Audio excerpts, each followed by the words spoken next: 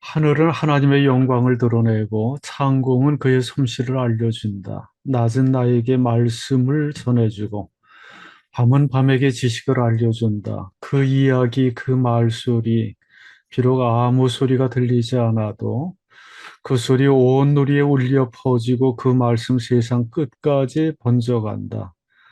해에게는 하나님께서 하늘의 장막을 쳐주시니 해는 신방에서 나오는 신랑처럼 기뻐하고 세기를 달리는 용사처럼 즐거워한다. 하늘 이 끝에서 나와서 하늘 저 끝으로 돌아가니 그 뜨거움을 피할 자 없다. 아멘.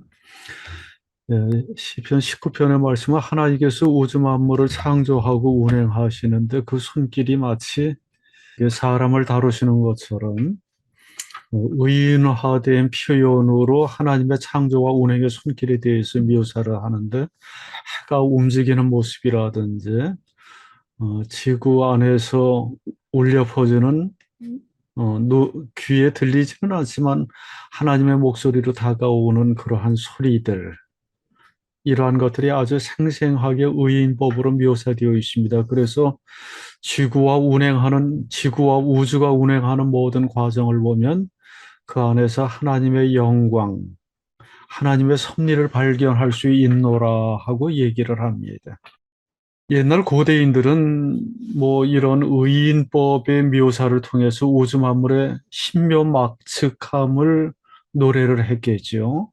하지만 그 자연 세계의 오묘함에 대해서 오늘날 우리들처럼 그렇게 정밀하게 알지는 못했을 겁니다. 하나님이 만드신 너무나 신기한 자연 세계, 그 정도로 얘기를 했을 텐데 요즘 현대인들은 과학이 발달하면서 이 우주 만물이 어떻게 형성되고 운행되어 가는지에 대해서 보다 깊이 있게 풍부하게 이해를 하게 되었고, 그렇게 지식의 세계가 넓어진 만큼 야, 하나님 섭리의 손길이 이렇게 오묘하고 풍부하게 다가오는구나 하는 것을 깨닫게 되었습니다. 오늘 이 시간에는 지구와 우주의 나이, 요것에 대해서 과학자들이 어떻게 얘기하는지에 대해서 간략하게 살펴보겠습니다.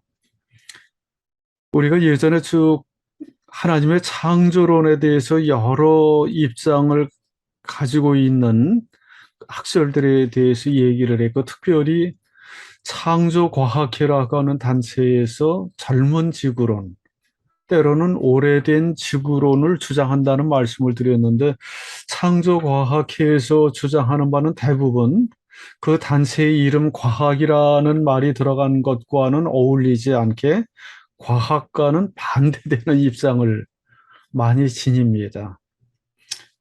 그래서 창세기에 나오는 창조 이야기라든지 성경 말씀의 모든 이야기들을 과학적으로 조금 무리하게 입증하려고 하는 그러한 관점을 갖다 보니까 일반 과학자들이 가지고 있는 연구 결과를 부인하는 경우들이 참 많습니다.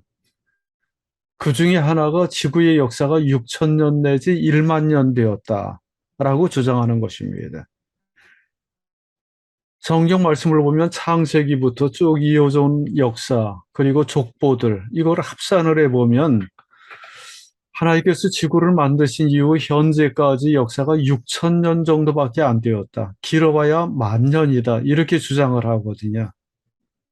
이제 성경에서는 합산해서 그렇게 나온다 치더라도 그냥 거기에서 끝나면 좋을 텐데 이것이 과학적으로도 온당하다라고 무리하게 입증하려고 하다 보니까 온갖 이제 억지 주장들을 하게 되는 겁니다. 그래서 거기에서 뭐 화석을 가지고 연대 측정하는 것도 틀렸다. 방사선 동위원소 측정법도 말이 안 된다. 그 다음에 어, 빛의 속도로 우주의 역사를 측정하는 것도 잘못되었다. 그러니까 일반 과학계에서는 다 통용되는 연구 결과를 부정하는 경우들이 참 많은데 이들은 대부분 젊은 지구론, 지구의 역사가 6천 년 내지 10,000년 되었다고 그렇게 주장을 하는데 뭐 그렇게 주장해도 괜찮습니다. 괜찮은데 어쨌든 하나님의 창조를 강조하다 보니까 나온 결과인데 그렇게 주장을 해도 괜찮은데 문제가 되는 것이 무엇인가 하면 그렇게 주장하다 보면 일반 과학의 연구 결과를 부정해야 되거든요. 그래서 성경이냐 과학이냐 둘 중에 하나를 선택하도록 강요하는 결과가 됩니다. 그러다 보면 뭐 그런 과학에 관심이 없는 나이 먹은 사람들이야 상관이 없는데 젊은 학생들, 과학을 공부하는 학생들, 과학을 전공하는 젊은이들한테는 이게 참 곤혹스러운 거죠. 둘 중에 하나를 옳다고 받아들이라고 한다면 이 과학의 연구 결과를 부인할 수도 없는 노릇이고 그래서 신앙을 때로 멀리하게 되는 결과를 초래할 수도 있기 때문에 참 위험한 주장이라고 여겨지는데 이 시간에는 이 지구와 우주의 나이가 어떻게 되는지 일반 과학자들이 주장하는 학설에 대해서 간단하게 살펴보겠습니다. 우리가 보통 나무의 나이를 측정하는 것은 나이테를 보면 알 수 있습니다. 그러죠? 예. 요 나이테가 여기 있죠.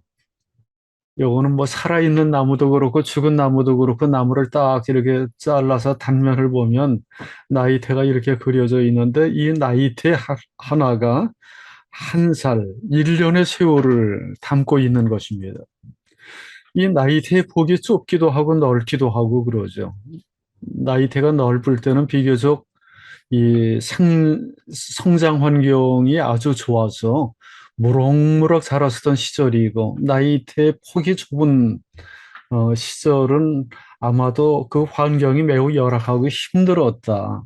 그래서 1년 지나봐야 별로 성장하지 않아서 나무테가 이렇게 폭이 좁게 되었는데 하여튼 이 식물은 이 나이테를 보면 저 나무가 나이가 몇 살이다 하는 것을 알아볼 수가 있습니다.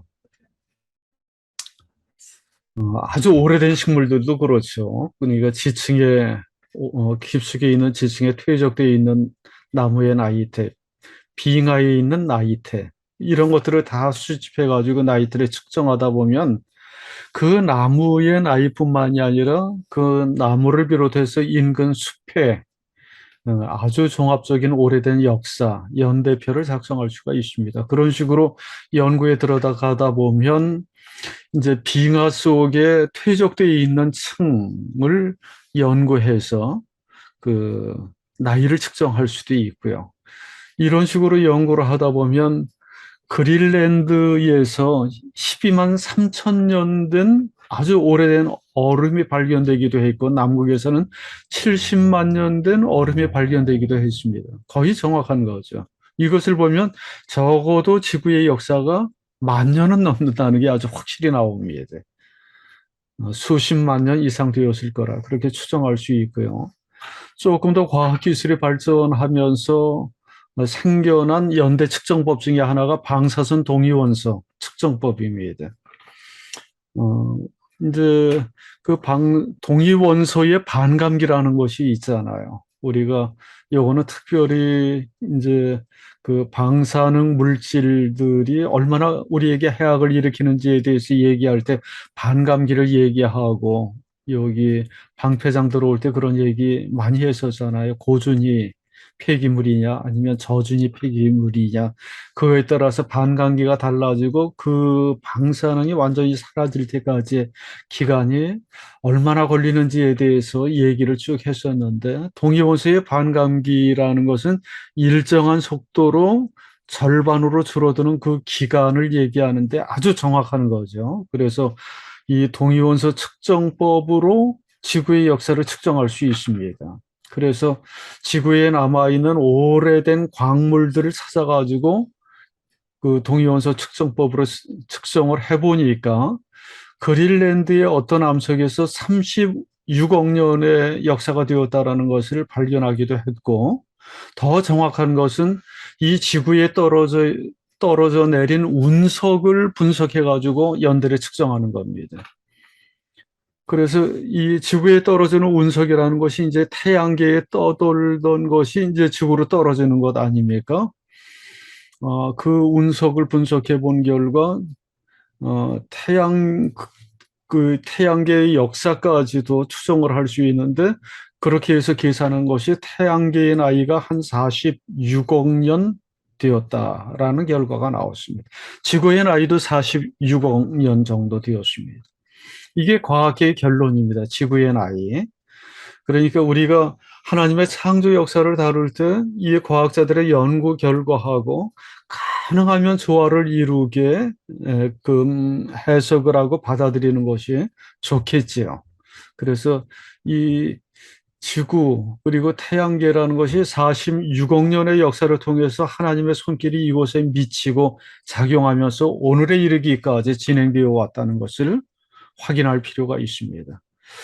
또 하나 이제 태양계의 나이까지는 그렇게 측정할 수 있습니다. 운석 분석까지만 하면 또 동위원소 측정법으로 나이를 측정할 수 있는데 문제는 태양계를 벗어나는 우주가 얼마나 되었느냐.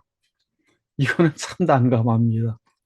그러니까 우주에서 어떤 물질을 가져와서 분석할 수도 없는 노릇이고. 근데 딱 유일하게 분석할 수 있는 자료가 있습니다. 그것이 무엇인가 하면 우주에서 날아오는 빛입니다. 그래서 이제 빛을 분석하면 이 빛이 몇 년 된 빛인지를 알 수 있는 거예요.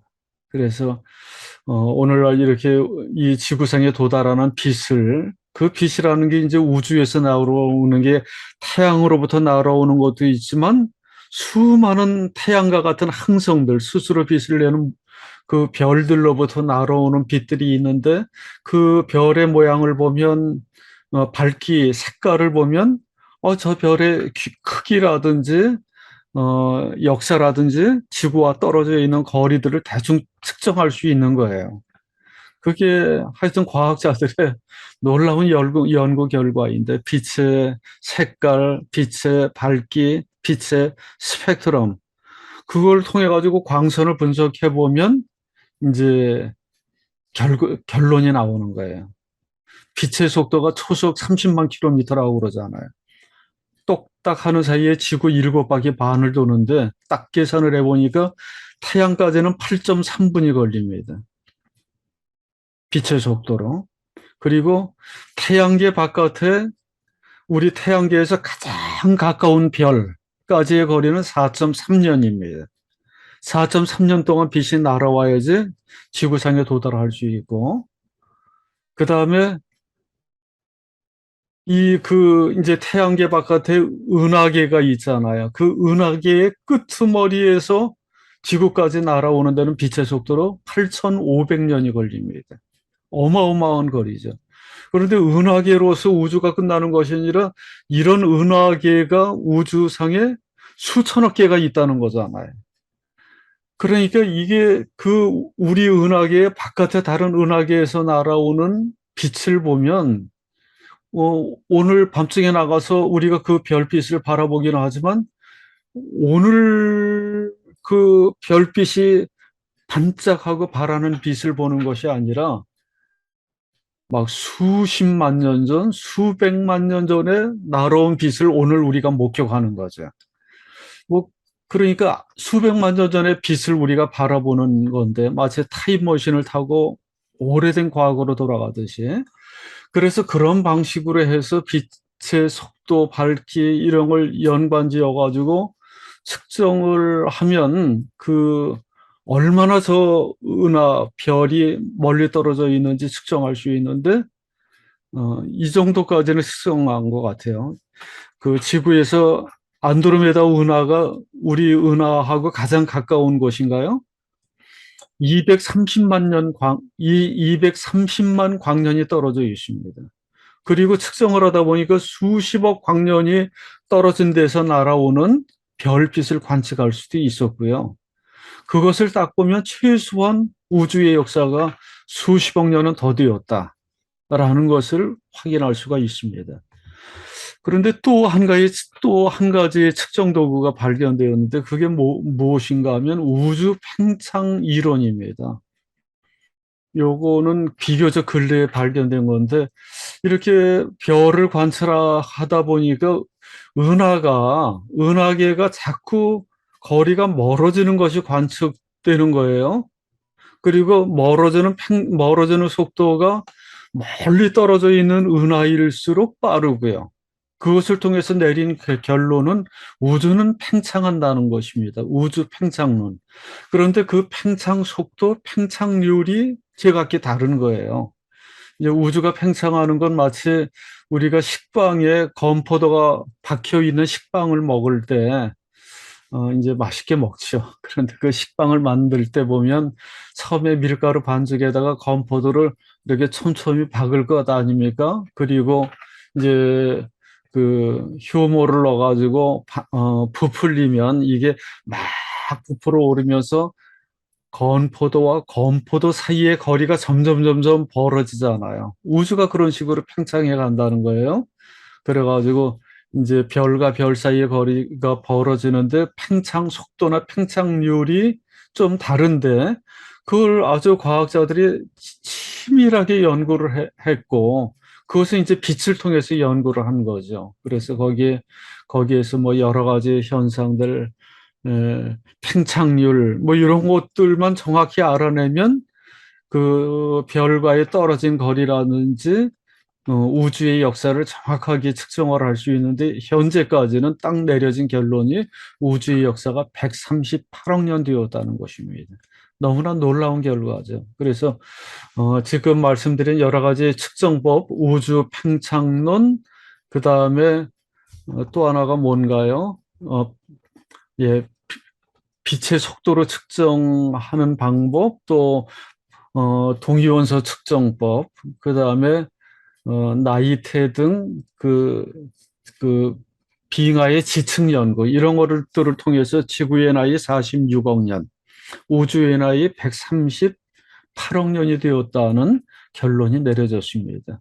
그러니까 이런 결론을 뭐 아이 나 그런 거 안 믿어 그래도 괜찮지만은 이게 상당히 타당한 근거가 있고 과학자들이 주장하는 것이라면 이 결론에 맞게끔 모든 성경의 말씀들을 조화를 이루면서 해석하는 것이 훨씬 더 우리에게 유리하고 전도를 할 때도 효과적이죠. 그리고 하나님께서 뭐 뚝딱 하는 사이에 우주와 지구와 사람들을 만들었대 하는 해석법도 그냥 은혜로울 수 있지만 하나님이 그렇게 전능하셔. 그렇게 받아들여도 되겠지만 이렇게 오랜 세월 동안 하나님께서 우리를 면밀하게 살펴보시고 이끌어 주셔서 오늘날의 결론에 이르기까지 하나님께서 우주의 역사를 이끌어 주셨다는 데 대해서 하나님의 더 세밀하고 오묘하고 풍부한 은혜를 경험할 수 있기도 합니다. 그래서 이러한 그 나이 속에 축적되어 있는 하나님의 은혜를 잘 발견할 수 있는 우리들 될 수 있기를 원합니다.